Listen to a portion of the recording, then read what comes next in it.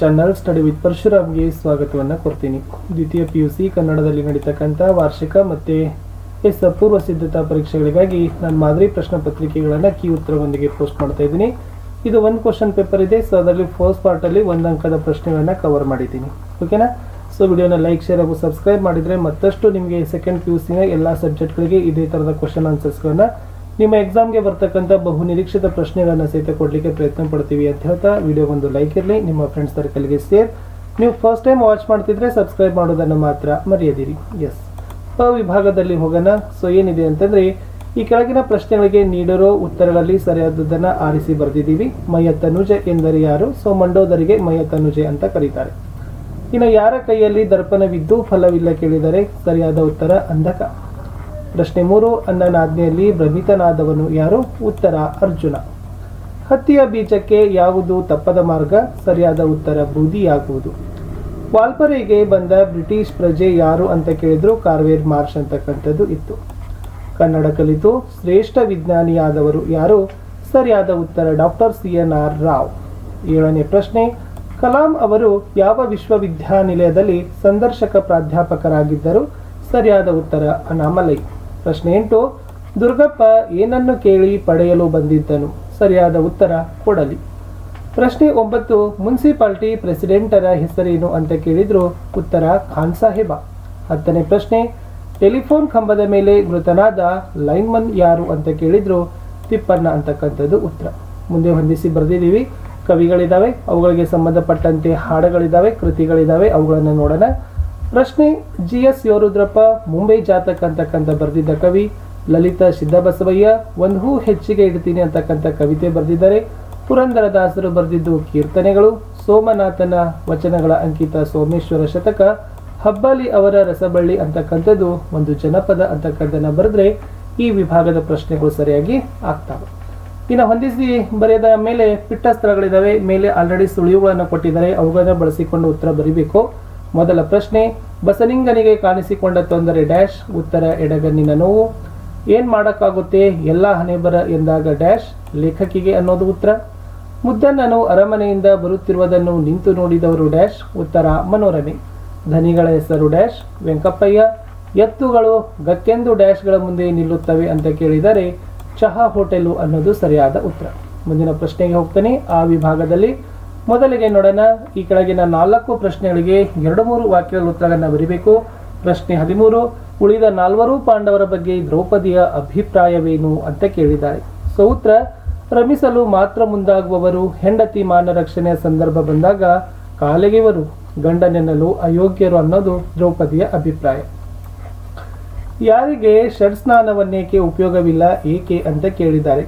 ಊರ ಹಂದಿಗೆ ಷಡ್ಸ್ನಾನವನ್ನೇಕೆ ಉಪಯೋಗವಿಲ್ಲ, ಏಕೆಂದರೆ ಏನೇ ಮಾಡಿದರೂ ಅದು ನಾರುವ ದುರ್ಗಂಧವನ್ನ ಬಿಡೋದಿಲ್ಲ. 15ನೇ ಪ್ರಶ್ನೆ, ಮುಂಬೈ ಅವಸರದ ಜೀವನ ಚಿತ್ರಕ್ಕೆ 2 ಉದಾಹರಣೆ ಕೊಡಿ ಅಂತ ಕೇಳಿದ್ದಾರೆ. ಸೊ ಬೆಳಿಗ್ಗೆ ಎದ್ದರೆ ಬಟ್ಟೆಯಲ್ಲಿ ಮೈತುರುಗಿ ಓಡೋದು, ರೈಲನ್ನು ಬಸ್ಸನ್ನು ಹಿಡಿದು ಸಂಚರಿಸೋದು, ಯಾರದೋ ಕೈಗೊಂಬೆಯಾಗಿ ಬದುಕೋದು, ಇವು ಮುಂಬೈ ಜಾತಕ ಪದ್ಯದಲ್ಲಿ ಮುಂಬೈನ ಅವಸರದ ಜೀವನಕ್ಕೆ ಉದಾಹರಣೆಗಳನ್ನು ಕೊಟ್ಟಿದ್ದಾರೆ. 16ನೇ ಪ್ರಶ್ನೆ, ಮುದುಕ ಏನೆಂದು ಗೋಗರಿಯುತ್ತಾನೆ? ಮುದುಕ ಫೋನು ಮಾಡಿದಾಗಲೆಲ್ಲ ಮಾತಾಡು ಆಡು ಮಾತಾಡುತ್ತಿರು ನಿಲ್ಲಿಸಬೇಡ ಎಂದು ಗೋಗರಿಯುತ್ತಾನೆ. ಪ್ರಶ್ನೆ 17, ಕವಯಿತ್ರಿ ನಗುವ ನಗು ಎಂತಹುದು? ಕವಯಿತ್ರಿಯ ನಗುವು ಕೊನೆಯಿಲ್ಲದ ಮತ್ತು ಮೊನೆಯಿಲ್ಲದ ನಗು ಎಂದು ಹೇಳಬಹುದು. ಇನ್ನು ಪಾಠಗಳಿಗೆ ನೋಡೋಣ. ಪ್ರಶ್ನೆ 18, ಕಣ್ಣನ್ನು ಪರೀಕ್ಷಿಸಿದ ಡಾಕ್ಟರ್ ತಿಮ್ಮಪ್ಪ ಬಸ್ಲಿಂಗನಿಗೆ ಏನೆಂದು ಹೇಳಿದರು?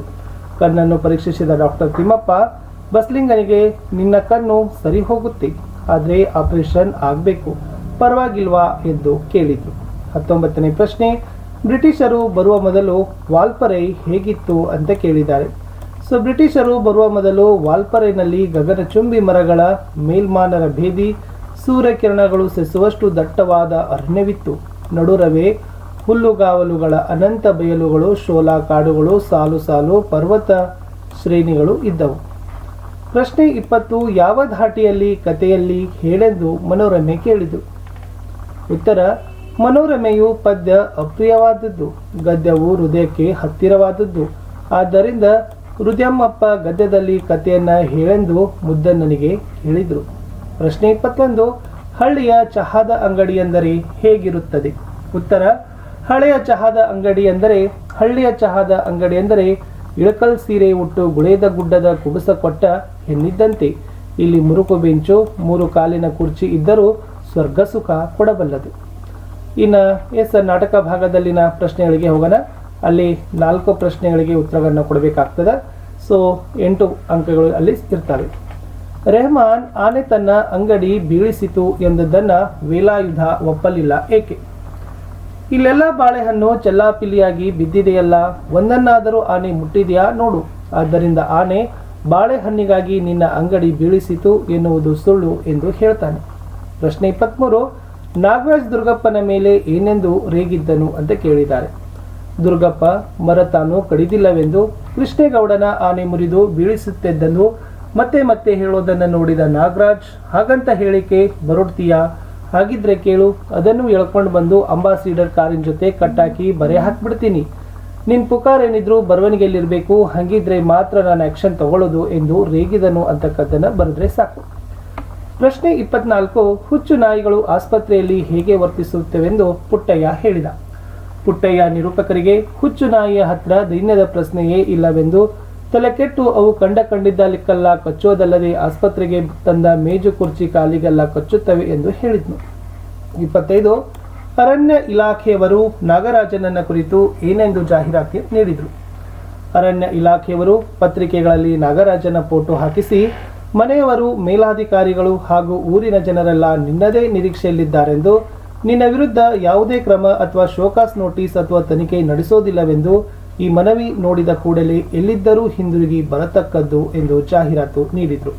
26ನೇ ಪ್ರಶ್ನೆ, ಡ್ರೈವರ್ ಅಬ್ಬಾಸ್ ಮತ್ತು ಕ್ಲೀನರ್ ಕೃಷ್ಣರ ಸಾವಿಗೆ ಕಾರಣವೇನು?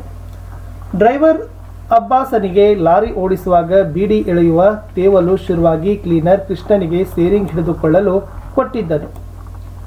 ದೊಡ್ಡ ಮರದೆದುರು ಲಾರಿ ಮುನ್ನುಗ್ಗುತ್ತಿದ್ದಾಗ ಕೃಷ್ಣನಿಗೆ ಸ್ಟೇರಿಂಗ್ ಬಿಡಲು ಹೇಳಿದರೂ ಆತ ಬಲವಾಗಿ ಹಿಡಿದೇ ಇದ್ದುದರಿಂದ, ಗಾಬರಿಯಲ್ಲಿ ಬ್ರೇಕ್ ಹಾಕಲು ಹೊಳೆಯದಿದ್ದುದರಿಂದ ಲಾರಿ ಮರಕ್ಕೆ ಡಿಕ್ಕಿ ಹೊಡೆಯಿತು. ಹಿಂದುಗಡೆ ಇದ್ದ ಅಪಾರ ತೂಕದ ದಿಮ್ಮಿಗಳು ಕ್ಯಾಬಿನ್ ಮುಂದೆ ನುಗ್ಗಿದ್ದರಿಂದ ನಡುವೆ ಸಿಕ್ಕಿದ್ದ ಕ್ಲೀನರ್ ಕೃಷ್ಣ, ಡ್ರೈವರ್ ಅಬ್ಬಾಸ್ ಇಬ್ಬರೂ ಸಾವನ್ನಪ್ಪಿದರು ಅಂತ ಇತ್ತು. ಇಷ್ಟು